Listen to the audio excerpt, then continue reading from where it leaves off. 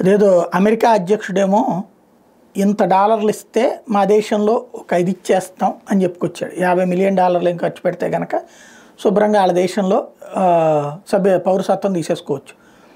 అదే సందర్భంలో కెనడా ఇంత అని చెప్పి ప్రకటించింది.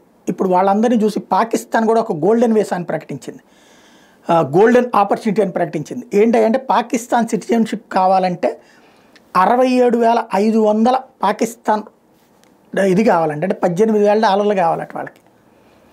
14,70,000 ఇండియన్ కరెన్సీలు అయితే కావాల్సి ఉంటుందట. ఇది వాళ్ళు పెట్టినటువంటిది.